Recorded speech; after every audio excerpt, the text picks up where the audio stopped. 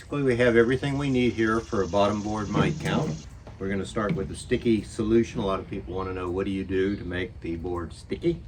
And we're using petroleum jelly and mineral oil mix. We apply that with a simple paintbrush onto our non-porous mite counting board, which will stick under the colonies. This is a simple frame, any sort of frame that would break up the board so that you don't lose count of the mites. You want to count every mite on the board, but if you're just counting an empty board, it's easy to lose count. People's eyesights vary, and there's a lot of debris that is also going to be on the board. You want to identify what's actually a mite, so we have our headset glasses to be sure that you know exactly what you're looking at.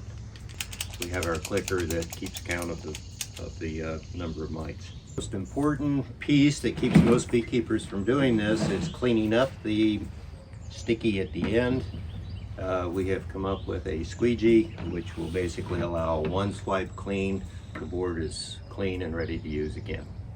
We got to make up a little bit more of this. We have 20 colonies we want to count. So we got to grease up 20 boards here. So it's now July, and our daily temperatures are getting up around close to 90 degrees. So we're going to use a little bit more petroleum jelly than mineral oil at this time of year. So it depends on the temperature, how warm a day it is. If it's really hot, you can go with more petroleum jelly. And as you get into cooler weather, you'll be using more mineral oil.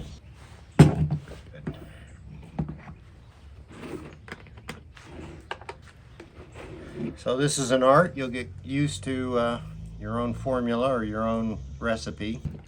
And basically you're trying to get a mix that's going to stay on the board but still be liquid enough to catch the mites, and yet not liquid enough to roll off here.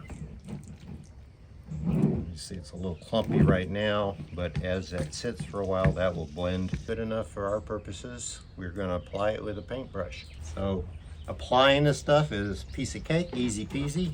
You want to put it on fairly thick. Remember, their legs are 1/16 of an inch long or something. You want it to be a 1/16 of an inch thick or so to help capture them. So basically, looping it on with a brush, very easy. This is done.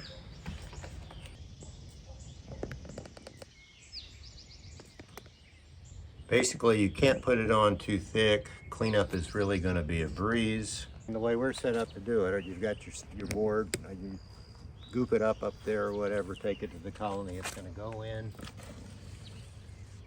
push it underneath, leave it for 3 days.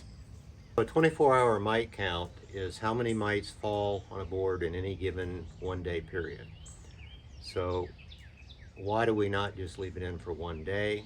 Well, because maybe the mites have a day where they're taking the day off and they don't fall on the board. More days would give you a more fair average of what the drop is likely to be on a given day. Why do we not leave it in for 2 weeks? Because debris will pile up on this board. Bees are constantly cleaning cells out. There's dirt, grit, wax, pollen, all kinds of things will fall on the board besides the mites. This will build up. It'll become hard to find the mites underneath all the debris, and also the mites can use the debris to walk off of the board. So as a practical matter, we've found that 3 days is the ideal time. Gives you a good clear view, a good average of the mites, and you don't have too much gunk to deal with.